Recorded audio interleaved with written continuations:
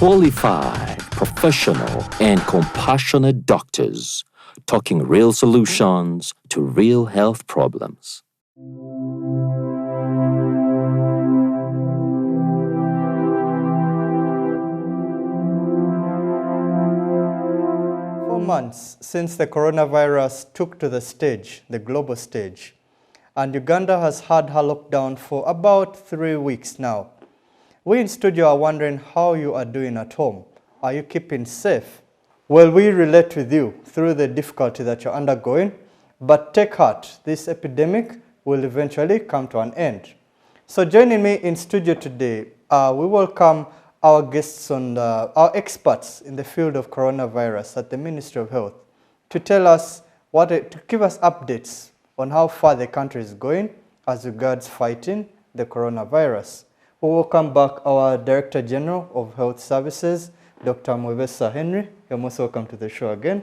Thank you very much. Yes, good afternoon, viewers. Yes, please. And on my right is Dr. Idru Richard, the President of the Uganda Medical Association. You're most welcome to the show. Thank you, Dr. Wachi, and good afternoon, viewers. Yes, so we're delighted to have you both back on the show, on the Doctalk show, to give us updates on how far Uganda has gone. I'll start with you, Dr. Mwebesa. How far, what are the current updates as regards corona in Uganda? Thank you very much, Doc. Regarding the coronavirus in the country, we have been testing at the airport. We've been testing contacts in the field. We've been testing in quarantine sites. And of recent, we started testing at the points of entry, truck drivers. At the borders? At the borders. Okay. So we have 55 positive cases. We have tested Like over 9,000. The global, I mean, Uganda, the total number of Ugandan cases. Tested okay. Over 9,000, and out of those we have 55 positive. I want to clarify that there is a positive case, because we've been 55 for the last 3 or 4 days. There is a positive case. That person was tested at Mutukula border post. He had just entered. So we managed to get him, and we are returning him to Tanzania. We have informed our colleagues in Tanzania. They are waiting for him at the border, and they will give him appropriate treatment in Tanzania. So we consider that case as a Tanzanian case. He was a Tanzanian national who was a truck driver. Okay. We consider that as a Tanzanian case. Not a Ugandan case. So for now, we remain at 55. Remain at 55 as yes, of please. today, the day of recording this show. Yes. So Dr. Idru, what is the situation globally? Are things worsening? From the time we aired the first show, we were saying there were about 500,000 cases. What is the situation now?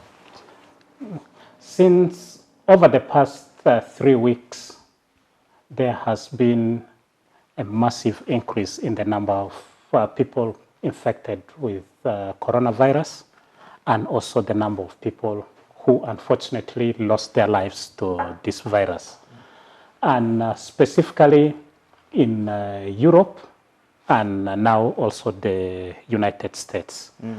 So much so that globally, there are over 250,000 people who have been infected by this disease, and over 155,000 people have died. I think you meant like 2 million and... sorry, 2,250,000 people infected, and over 150,000 deaths. Now, the most affected countries is Italy, Spain, and the United States. Okay. But also and United Kingdom. And the United Kingdom. That is UK or England for many of us here. But it's now starting to rear its face also in Africa, okay. And South Africa, Egypt, Morocco, Algeria, and a bit of Nigeria, much more. But also in East Africa, our neighbors have had quite an increase in the number of cases. That's in Kenya, and more especially in Tanzania. The numbers are rising rapidly over the past 3 days. And Rwanda, the increase has been there, but not as rapidly. And in Uganda, of course, as the Director General mentioned, we have our numbers have have fairly been contained. But one wonders, you know, in Africa, the cases are increasing. We're like over 11,000 cases and about 500 deaths. But Uganda has remained stable at 55 cases as of today. So what is the magic, Dr. Moves? What is the ministry doing right? Of course, like a Christian believer, that's not scientific. I know, but most people I will want think to believe this God is what has been happens. with us. But also, on a serious note, we have also put in place very stringent mechanism, especially the initial control at the airports, the initial control of screening each and everybody. You realize that most of our cases, we picked them from the people who were returning, the visitors. If you realize among most of our cases, we picked at the airport, and even those who are positive now were really picked from the quarantine cases, the people who had quarantined. Even the few who went in the community were actually the cases who had come from Dubai, where we had initially not got the right information from the WHO statistics, because we thought initially that Dubai was not a very high-risk country. So I believe the measures we put in place initially helped us to filter out and capture all these cases, put them in quarantine, or test them and isolate them. So that one helped us to... Yes, and most important is we haven't recorded any death. Yes, but also before we forget, we have also put in place stronger measures of prevention. The messages have been loud and clear from all quarters, including the highest person himself, who has been personally sounding this message. Wash your hands, don't touch your face, social distancing. So the message has really gone around. Even if you go to the village now, everybody will say, don't shake, don't greet me, don't shake hands. The closing of schools, the closing of churches, the lockdowns and the everything. lockdowns. So the interventions, people were laughing at us and say, you don't even have a single case and you're closing schools. You don't have even a single case and you're closing airport. But now, all those who were saying so have converted and said, oh, I wish we had closed the airport a week earlier. Okay, so I think the interventions were strong. The interventions are very strong and timely. And timely. Although some people say we even delayed to close the Exactly. airport. If you look at the cases we got, all of them were in the last week before closing the airport. If one prays, if we had closed a week earlier. A week earlier maybe would be like below 50. Below but 50. That's credit to the health officials and the ministry and His Excellency for taking these very, very important measures to help reduce and slow down the spread of corona within Uganda. So I want to understand now, the testing strategy. Who gets tested now in this case? Okay, like we mentioned earlier, we started first of all by testing people at the airport who were coming in. But mainly it was those who showed signs and symptoms of the disease.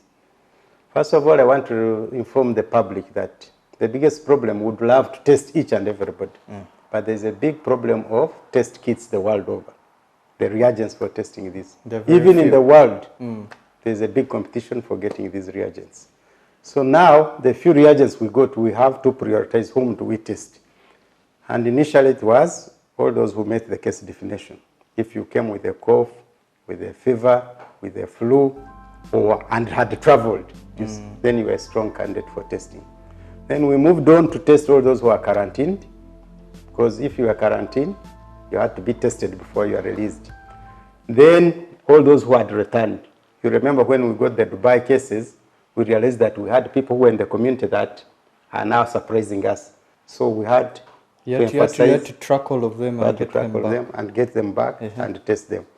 Now we have moved on to test the truck drivers, especially those. Now that the borders are closed, the airport is closed.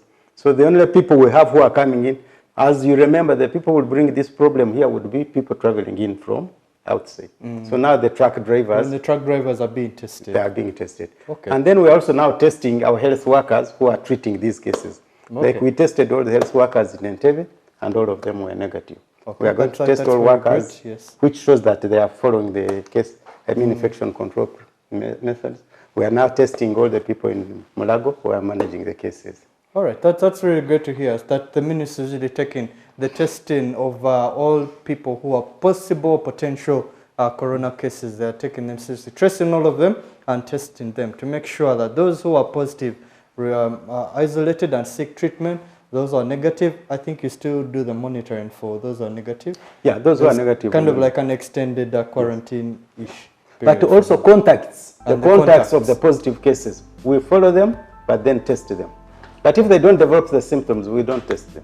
All right, that's very good. So Because after the break, the other group being tested are the people who initially tested positive, and so testing is done subsequently to ensure that, to check that one, they are getting cured of this virus, and before they are released into the community, that they have two negative tests, so that you are sure that they are not going to, when they go back, they do not transmit the disease. so in the community. retesting those who are positive to Retesting making those. sure they become negative. Yes. Yeah, so talking about cure, we shall come back to discuss how someone gets cured. There are lots of controversies around it. Some people are saying they take this drug. Some people are saying the sunshine cures the virus. So I want to demystify all these myths. We'll be right back after the break to talk more about this. Don't go away. Stay tuned. You are watching the Doctalk Show.